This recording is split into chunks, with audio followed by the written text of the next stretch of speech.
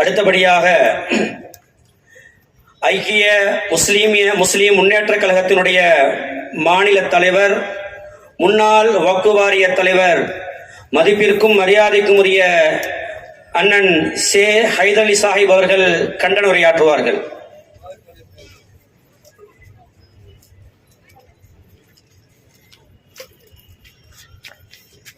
பிஸ்மில்லாஹிர்ரஹ்மானிர்ரஹீம். அளவற்ற அருளாளனும் நிகரற்ற அன்புடையனுமாயுள்ள ஏகவல்ல இறையவனை போற்றி புகழ்ந்த வண்ணமாக தமிழ்நாடு ஜமாத்துல் உலமா சபை நடத்தும் வக்ஃப் திருத்த சட்டத்தை கண்டித்து நடத்துகின்ற இந்த மாபெரும் பொதுக்கூட்டத்தினுடைய தலைவர் மரியாதைக்குரிய மௌலவி முகமது அலி ஜின்னா உல்மி ஹசரத் அவர்களை முன்னிலை வைத்துக் கொண்டிருக்கின்ற பெருந்தகைகளை, வரவேற்புரை ஆற்றிவிட்டு அமர்ந்திருக்கின்ற நண்பர் ஏக்ராத் போதி அமர்ந்திருக்கின்ற பைசி அவர்களை, இங்கே பல்வேறுபட்ட நிலைகளிலே உரையாற்றிவிட்டு அமர்ந்திருக்கின்ற சான்றோர் பெருமக்களே, திராவிட முன்னேற்ற கழகத்தினுடைய பொறுப்பாளர்களே, கொங்கு நாடு மக்கள் தேசிய கட்சியினுடைய நாடாளுமன்ற உறுப்பினர் அவர்களே, மதிமுகவினுடைய பொறுப்பாளர் அவர்களே, எனக்கு முன்னால் பேசிய நண்பர்களே, பேச இருக்கின்ற அன்பர்களே, பெருந்திரளாய் கூடியிருக்கின்ற பெரியவர்களே, ஜமாத்தார்களே, தாய்மார்களே, உங்கள் அத்தனை பேருக்கும் இறைவனின் சாந்தியும் சமாதானமும் உண்டாகட்டும் என்று பிரார்த்திக்கிறேன். அஸ்ஸலாமு அலைக்கும் வரஹ்மத்துல்லாஹி வபரகாத்துஹு. கோயாபாஸ் என்று ஒரு புலகன் பொய்யன் இருந்தான். அவனுடைய தம்பிதான் இப்பொழுது அமித்ஷா என்கிற ஒரு பொய்யன். இவர்கள் ஒரு பொய்யை திரும்ப திரும்ப சொன்னால் அது உண்மையாகிவிடும் என்கின்ற அடிப்படையிலே மக்கள் மத்தியிலே ஒரு பொய்யை சொல்லி அதை அவர்கள் நெஞ்சத்திலே பரப்புகிறார்கள். நீங்களும் நானும் என்ன நினைத்துக் கொண்டிருக்கிறோம்? முதலிலே ராணுவத்திற்கு சொத்து இருக்கிறது, அடுத்த சொத்து ரயில்வே துறைக்கு இருக்கிறது, மூன்றாவதாக வக்ஃப் வாரியம் அந்த சொத்தை வைத்திருக்கிறது என்று அவர்கள் சொல்லுகிறார்கள். அதை நாமும் நம்பிக்கொண்டிருக்கிறோம். அன்புக்குரிய சகோதரர்களே, வக்ஃப் வாரியம் அது ஏறக்குறைய 32 வாரியங்கள் இந்தியாவில் இருக்கிறது. அந்த இந்தியாவில் இருக்கிற 32 வாரியங்களினுடைய சொத்து 8 லட்சம் ஏக்கர் என்று சொல்லுகிறார்கள். ஆனால் தமிழ்நாட்டிலே அறநிலையத்துறையிலே இருக்கிற சொத்து எவ்வளவு தெரியுமா? 4,42,000 ஏக்கர், 47,000 ஏக்கர். ஆந்திர பிரதேசத்தில் இருக்கிறது 4,65,000 ஏக்கர். தெலுங்கானாவில் இருப்பது 87,000 ஏக்கர். திருப்பதி தேவஸ்தானத்தில் இருப்பது மட்டும் 7,023 ஏக்கர். அதுபோல நமக்கு பக்கத்து மாநிலமாக இருக்கிற கேரளத்திலே இருக்கிறது 70,000 ஏக்கர். தென்னாட்டில் மட்டும் 10,70,000 ஏக்கர் இந்த அறநிலையத்துறைக்கு இருக்கிறது. 10,70,000. ஆனால் தென்னாட்டில் மட்டும் 10,70,000 ஏக்கர் நிலத்தை இந்து அறநிலையத்துறை கொண்டிருக்கிறது.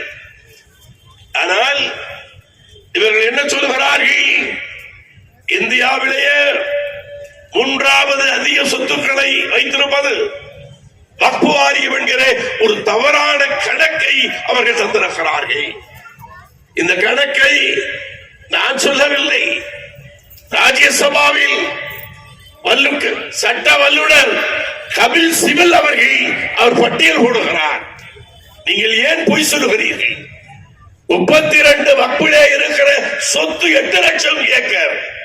ஆனால் தென்னாட்டில் மட்டும், அது தென்னாட்டில் மட்டும் ஏன் சொல்லப்படுகிறது என்றால், தென்னாட்டில் மட்டும்தான் கோயில்களுடைய நிலங்கள் வரையறுக்கப்பட்டு நிர்வகிக்கப்படுகிறது. வடநாட்டிலே இருக்கிற கோயில்களுடைய நிலங்கள் வரையறுக்கப்படவில்லை. அது யார் யாரோ அனுபவித்துக் கொண்டிருக்கிறார்கள். சில பிரமுகர்கள் அனுபவித்துக் கொண்டிருக்கிறார்கள். அதை முறைப்படுத்தவில்லை.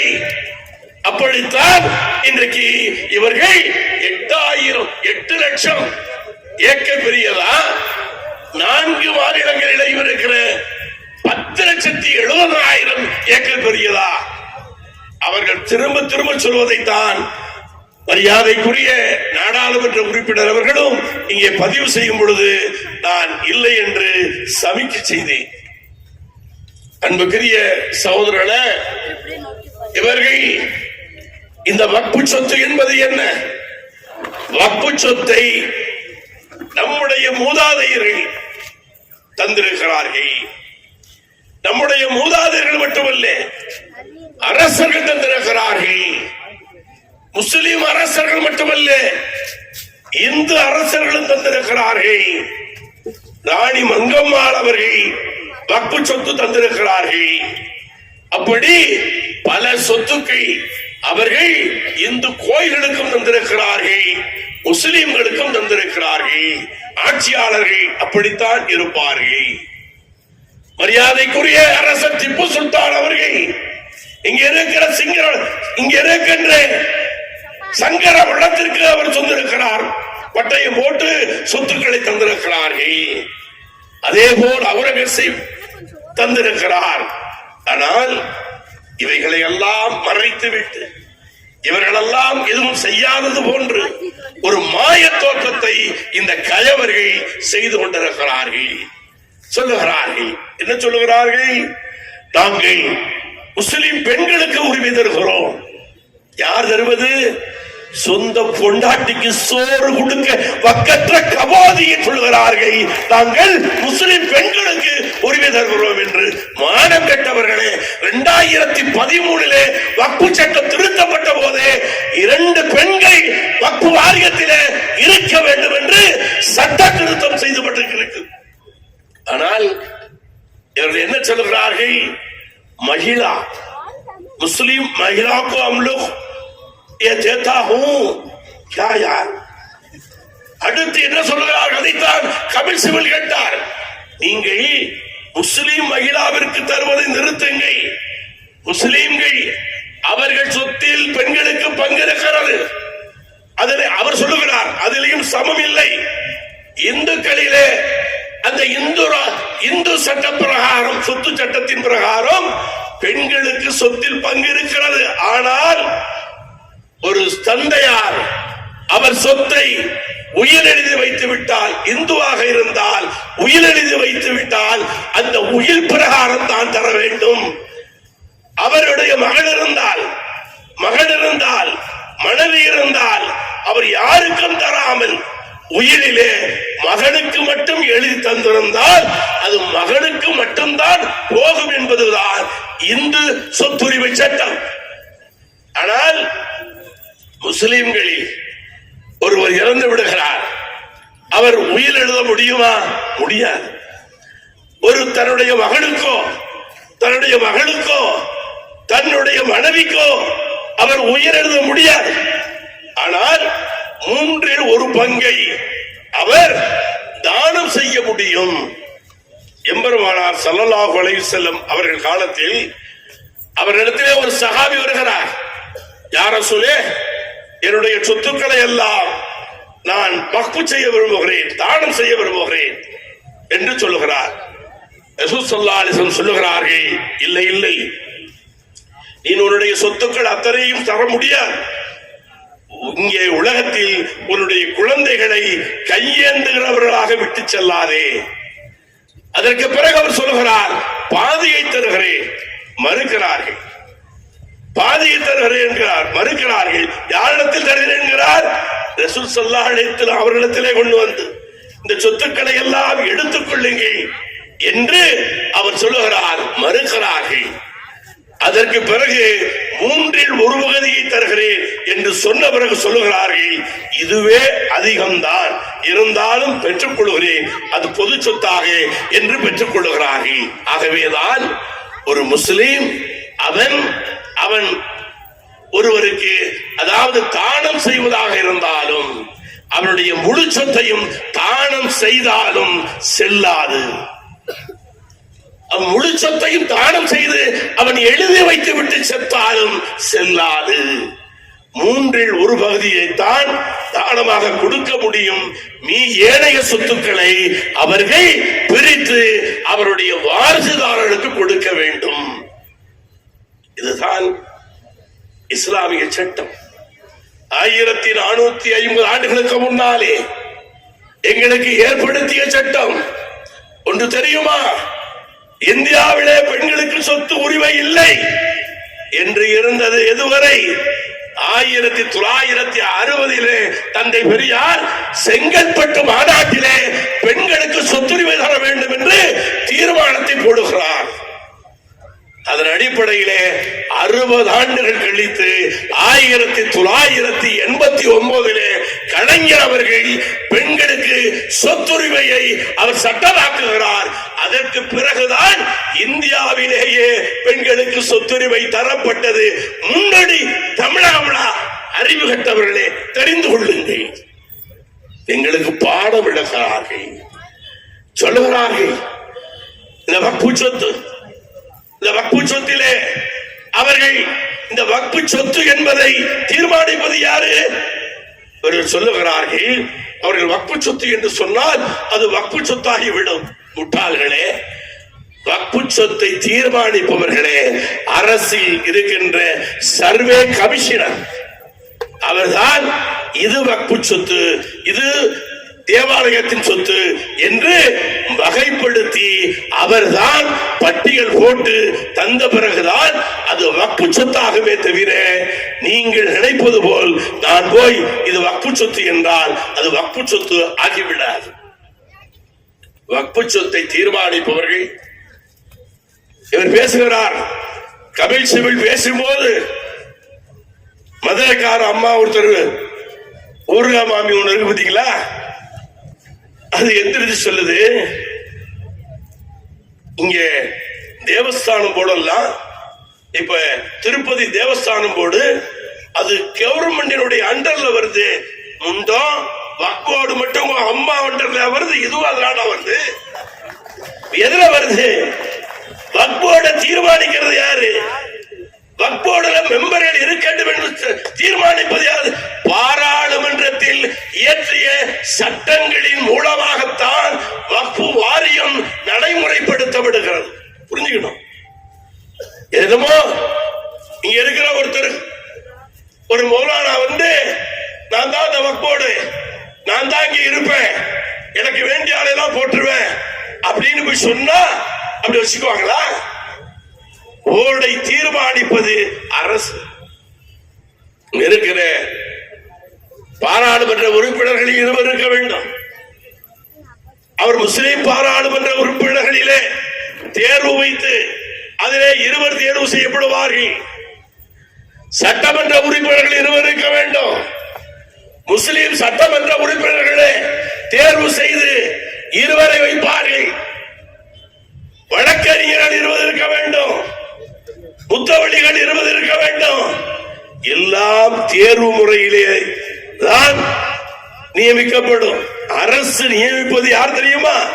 அவர்கள் இந்த முஸ்லிம் மதத்தில் இருக்கக்கூடிய இவர் ஒரு சுன்னத் ஜமாத்துல ஒருத்தரும் சியா பிரிவில் இருக்கக்கூடிய ஆலிம்களை மட்டும்தான், அதுவும் அரசு தீர்மானிக்கவே தவிர இங்க இருக்கக்கூடிய ஆலிம்கள் அல்ல. அது இல்லாமல் கவர்மெண்ட் நாமினின்னு ஒருத்தர் வருவார். இவர்கள் தான் வக்ஃபு வாரியத்தை நடாத்துகிறார்களே தவிர ஒன்று தெரியுமா உங்களுக்கு? ஒரு வக்ஃபு சொத்து இருக்கிறது.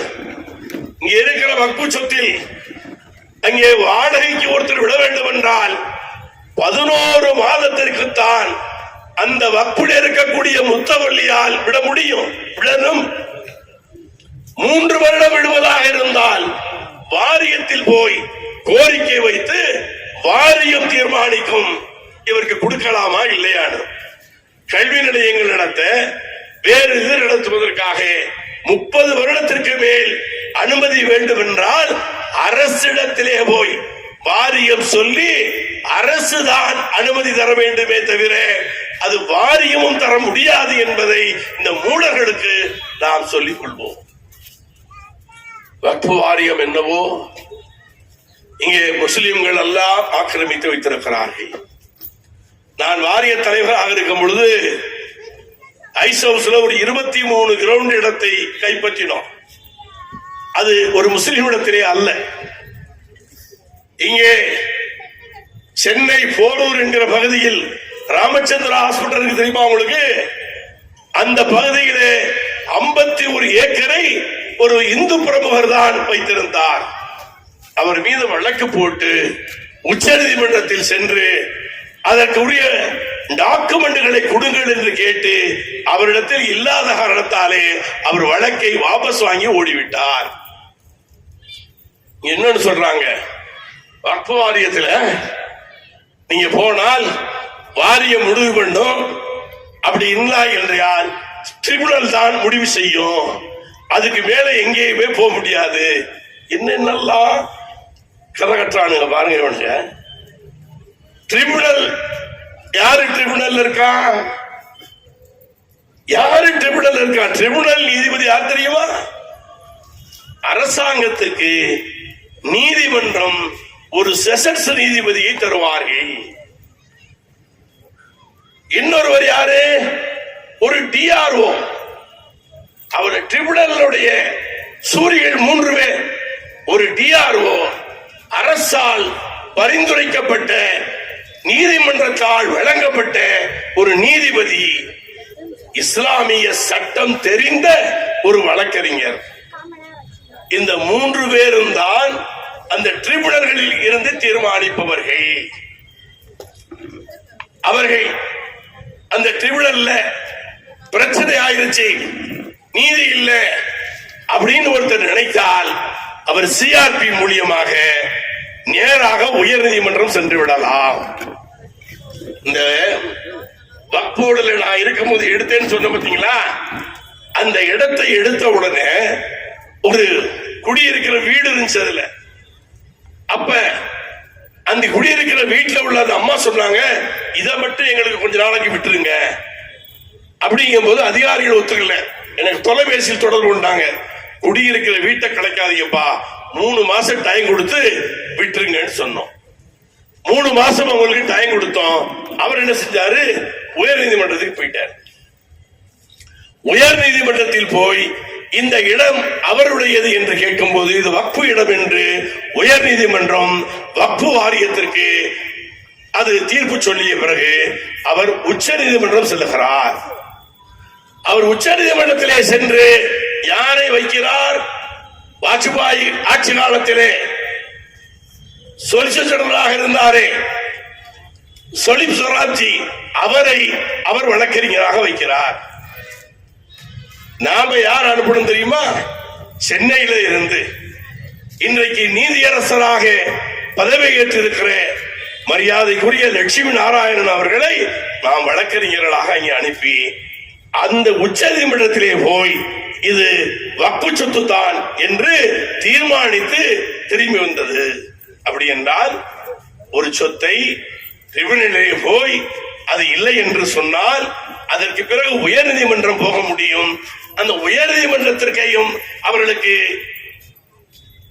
தீர்வு கிடைக்கவில்லை என்றால் உச்ச நீதிமன்றம் வரை செல்ல முடியும். ஆனால் இவர்கள் என்ன சொல்லுகிறார்கள்? ட்ரிபியூனலிலேயே என்னமோ ட்ரிபியூனல்லையும் நம்ம மாமனும் மச்சானும் உட்கார்ந்து இருக்கிற மாதிரி அது ட்ரிபியூனல்லையே முடிஞ்சிடும்.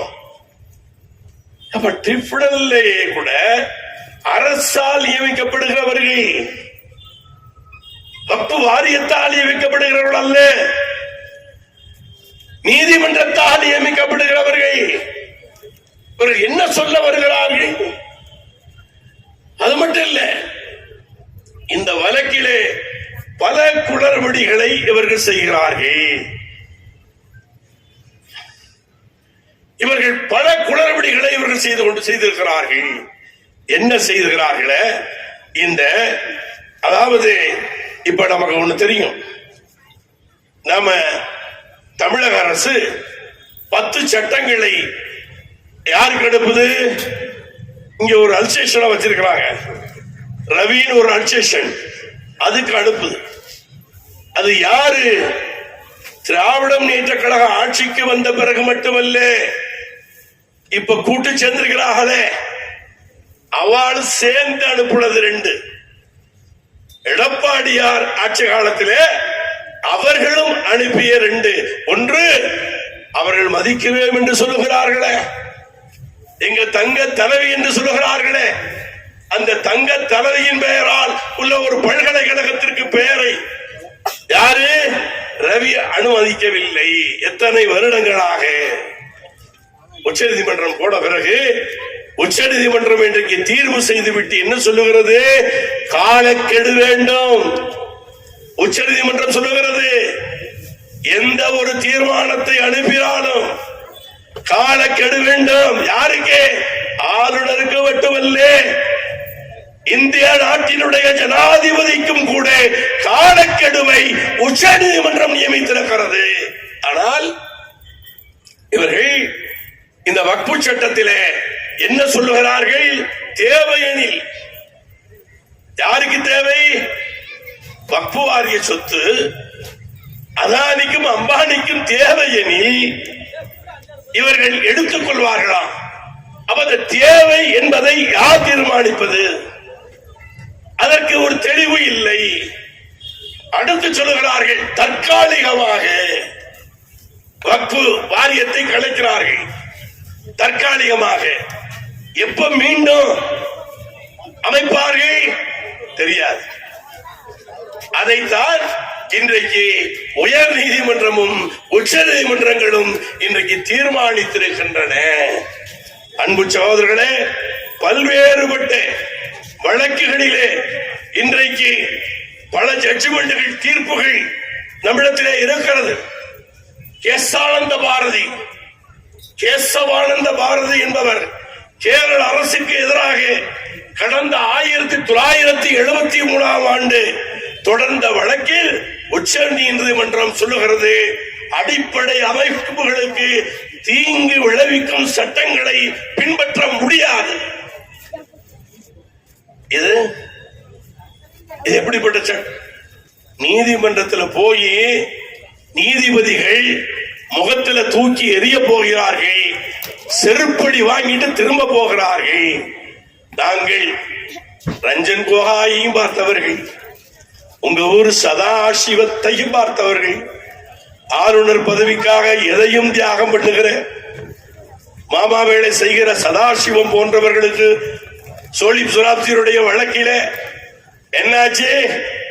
அவரிடத்தை விடுதலை கொடுப்பதற்காக ஆளுநர் பதவியை வாங்கி லட்சமாக வாங்கி, ஒரு நீதிபதி லஞ்சமாக வாங்கி பல மேடைகள் சொல்லிக் கொண்டு இருக்கிறேன். முடிந்தால் வழக்கு போடு, அதையும் சந்திப்பதற்கு தயாராக இருக்கிறோம். அதே போன்று ரஞ்சன் கோகாய் ஒரு கேவலம் ஒரு எம்பி சீட்டுக்கு சட்டத்தையே தூக்கி வச்சுட்டு போனான் இல்ல, அதற்கு பிறகும் சட்டத்தையும் நீதிமன்றங்களையும் மதிக்கின்றவர்களாக நாங்கள் இதுவரை இருந்து கொண்டிருக்கிறோம் என்பதை நான் இங்கே பதிவு செய்ய விரும்புகிறேன். அன்புக்குரிய சகோதரர்களே, சகோதரிகளே, இது அவர்கள் ஆட்டை கடித்து இன்றைக்கு மனிதரை கடிக்கின்ற விதமாக நம்முடைய சொத்துக்களை என்று நினைத்துக் கொண்டிருக்கிறீர்கள்.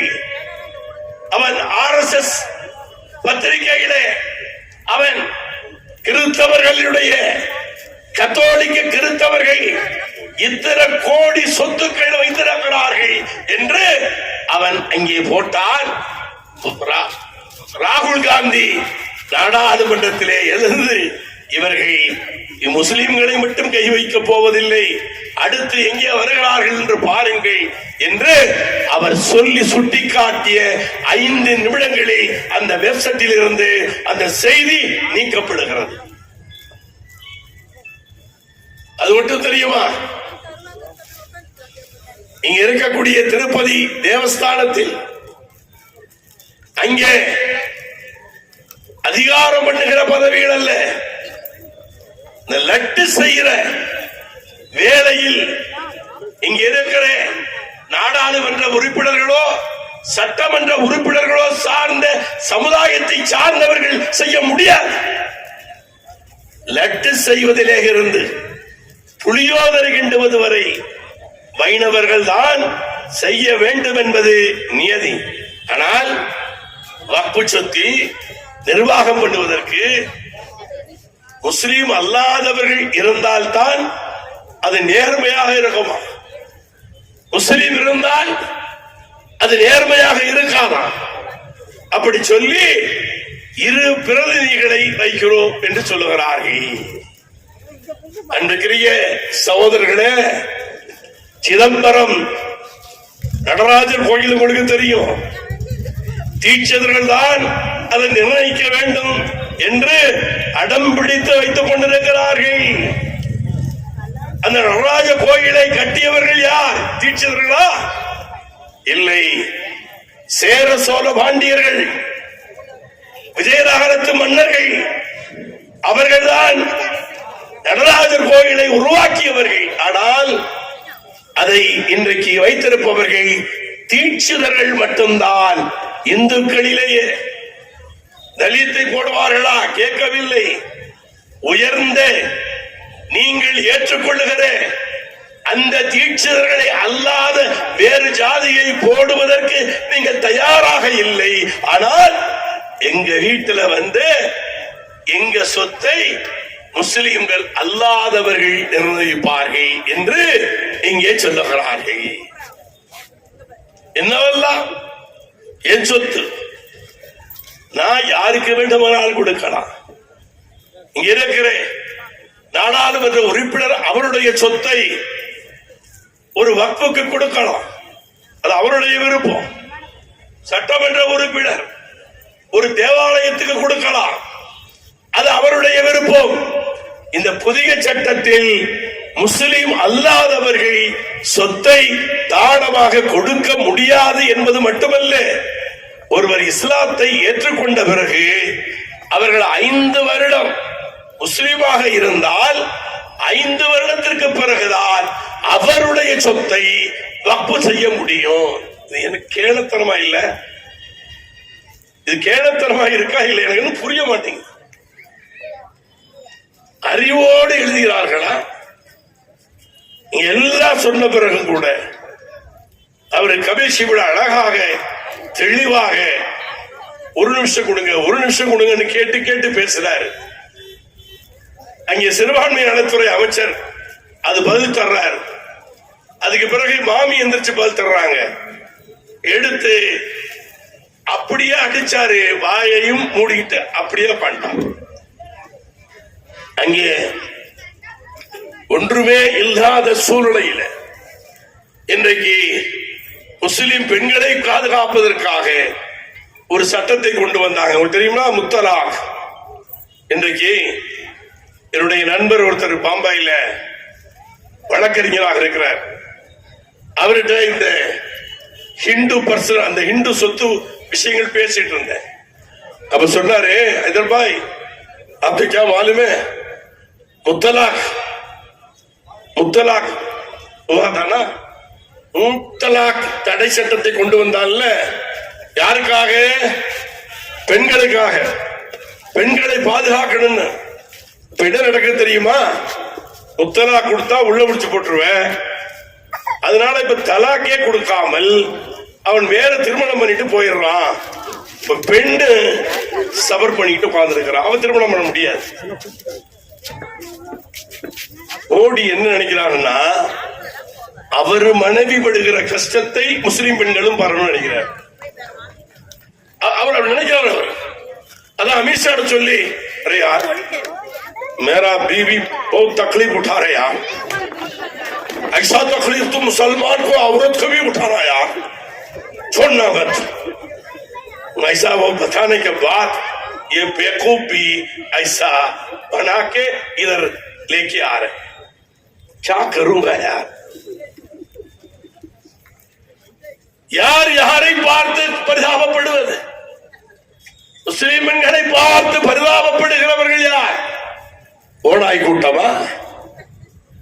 முஸ்லிம் பெண்களை பார்த்து பரிதாபப்படுபவர்கள் யார்? 2003 பல்கீஸ் பானை மாறி மாறி கற்பழித்து அவரோடு இருந்த குழந்தைகளை எல்லாம் கொன்று குவித்த அரைச்சார்களா அரக்கர்கள் இன்றைக்கு பரிதாபப்படுகிறார்கள். யார் பரிதாபப்படுவது? இன்றைக்கு வக்ஃபு சட்டம் தமிழ்நாட்டை பொறுத்தவரை நமக்கு இந்த கூட்டங்கள் நடத்த வேண்டிய அவசியமே இல்லை. இதற்கு அவசியம் இல்லை. பழைய வக்ஃபு சட்டம் தான் இங்கே இருக்கும். அவர்களுடைய சட்டங்கள் ஏற்றுக்கொள்ளப்படாது. விரைவிலே அதற்குரிய காரணிகளும் உண்டாகும். இன்றைக்கு வெஸ்ட் பெங்கால் மேற்கு வங்கத்தில் கலவரத்திற்கு பிறகு அம்மையார் மம்தா பானர்ஜி அறிவித்திருக்கிறார், மேற்கு வங்கத்தில் இவர்கள் திருத்தம் செய்த வக்ஃபு சட்டத்தை அமல்படுத்த மாட்டோம், நிச்சயமாக பழைய வக்ஃபு சட்டம் தான் அவரிலே இருக்கும் என்று அவர்கள் சொல்லி இருக்கிறார்கள். அதை தொடர்ந்து வருகிற சட்டமன்ற கூட்டத்தொடரிலே நாம் திராவிட முன்னேற்ற கழக அரசாங்கத்திடத்திலே அதை இன்ஷா அல்லாஹ் எதிர்பார்ப்போம். அதை அவர்களுக்கு கோரிக்கையாய் வைப்போம். நிச்சயம் செய்து தருவார்கள் என்று நம்புவோம். எவ்வாறு எந்த பெண்ணும் போய் எனக்கு சொத்துரிமை தான் என்று கலைஞரிடத்திலே கேட்கவில்லை. என் ஆசான் 1929 தீர்மானம் போட்டான். அதை 60 ஆண்டுகளுக்கு பிறகு அதை சட்டமாக்கி பெண்கள் கையிலே தூக்கி கொடுத்தார் அன்றைக்கு கலைஞர் அவர்கள். அது போன்ற ஒரு மாற்றம் நிச்சயம் நம்மிடத்திலே நடக்கும். ஆகவே இன்றைக்கு தேவஸ்தான போர்டுகள் கேரளத்தில் இருக்கிறது, கர்நாடகத்தில் இருக்கிறது. இவைகளுடைய சொத்தை விட குறைவாய் 32 வக்ஃபு வாரியங்கள் இருக்கிறது. இன்னொன்று சொல்லுகிறார்கள், என்ன நாங்க வக்ஃபு வாரியத்தில் போரா அவங்களது தனியா பிரிக்கிறோம். அறிவுகளா? போராவும் அவர்கள் இங்க வக்ஃபு வாரியத்தில் இருக்கிறாங்க. இதுல உத்தரப்பிரதேசத்தில் மட்டும் 2 வக்ஃபு போர்டு இருக்கு. ஏன்னா இங்க சொத்துக்கள் அதிகம். ஒரு வக்ஃபு போர்டு சியா வக்ஃபு போர்டு, ஒரு வக்ஃபு போர்டு சன்னி வக்ஃபு போர்டு, இப்படி 2 வக்ஃபு போர்டு எங்க இருக்குது? உத்தரப்பிரதேசத்தில் இருக்கிறது. தமிழ்நாட்டில் இருக்கிற ஒரு சியா வக்ஃபை பற்றி வக்ஃபு போர்டில் வைத்திருக்கிற அந்த கவுன்சிலில் விசாரிக்க வேண்டும் என்றால் அந்த கூட்டத்தில் சியா மெம்பர் இருக்க வேண்டும். சியா மெம்பர் இல்லாமல் அந்த வக்ஃபு சம்பந்தமாக விசாரிப்பதற்கே முடியாது என்பதுதான் சட்டம். அப்படி என்றால் சியாக்களுக்கும் இங்க இருக்கிற ஆகா கான் அவர்களுக்கும் போரி ஜமாத்துக்கும் இன்றைக்கு மோடியினுடைய அரசு வக்காலத்து வாங்கி கொண்டிருப்பதை நாம் பார்க்கிறோம். ஆகவே இவர்கள் எழுதியிருக்கின்ற இந்த திருத்த சட்டம், இந்த திருத்த சட்டத்தை உடனடியாக கொண்டு வந்து விட வேண்டும் என்று துடித்தார்கள். எதிர்கட்சிகள் பிரச்சனை செய்தவுடனே கூட்டுக்குழுவிற்கு போனது. அங்கே ஜேபிசி என்று போட்டார்கள். அங்கே ராஜா பல கோரிக்கைகளை வைத்துவிட்டு வெளியே வந்து சொன்னார், நாங்கள் வைக்கிற எந்த கோரிக்கைகளையும் அவர்கள் ஏற்றுக்கொள்வதாக இல்லை. நிச்சயமாக இது முஸ்லிம்களுக்கு பாதகமாகத்தான் இந்த சட்டத்தை கொண்டு வருவார்கள் என்று அன்றைக்கே அவர் மக்களிடத்திலே அவர் இன்றைக்கு சொன்னார். அதுதான் இன்றைக்கு நடந்திருக்கிறது. இந்தியா என்கிற இந்த ஒன்றுபட்டிருக்கின்ற இந்த நாட்டை பிளவுபடுத்த நினைக்கிறார்கள், இதை கூறுபோட நினைக்கிறார்கள். இவர்கள் இன்றைக்கு இந்துக்களுக்காக பேசுவதாக நினைத்துக் கொண்டிருக்கிறீர்கள். அன்பு சகோதரர்களே, பீகாரிலே ஒரு புத்த விகாரம், ஒரு புத்த விகாரத்திலே இன்றைக்கு பெரும் குழப்பமும் சண்டையும் நடந்து கொண்டிருக்கிறது. அந்த புத்த விகாரத்துக்கு ஒரு சேர்மனாக யாரை போட்டிருக்கிறார் என்றால் ஒரு மேஜிஸ்ட்ரேட். அவர் பௌத்தர் அல்ல, அவர் ஒரு இந்து. பௌத்தர்களில் 4 பேர், இந்துக்களில் 4 பேர். ஒரு பௌத்த விகாரத்தை பார்ப்பதற்காக, அதை நடாத்துவதற்காக 5 இந்துக்களும் 4 பௌத்தர்களையும் நியமித்திருக்கிறார்கள். அதனுடைய நீட்சிதான் இன்றைக்கு வக்ஃப் வாரியத்தில் கை வைத்திருக்கிறார்கள். ஆகவே அன்புக்குரிய சகோதரர்களே, சகோதரிகளே, பல நேரங்களில் நாமே வக்ஃப் சொத்துக்களை திருடிக் கொண்டிருக்கிறோம். அதையும் இங்கே குறிப்பிட்டாக வேணும். நாமே சட்டத்திற்கு அடிபணியாமல் வக்ஃப் சொத்தை திருடி திங்கிறவர்களாக இருப்பதிலே இருந்து அல்லாஹ்வுக்கு பயந்து அச்சப்பட்டு ஒதுங்கிக் கொள்ளுங்கள். அல்ல என்றால் மறுமையில் அல்லாஹ்விடத்திலே நீங்கள் நிச்சயமாக தண்டிக்கப்படுவீர்கள் என்று கூறி வாய்ப்புக்கு நன்றி கூறி விடைபெறுகிறேன். ஆகிருதமானாக அல்ஹம்துலில்லாஹி ரப்பில் ஆலமீன். நாரே தக்பீர்.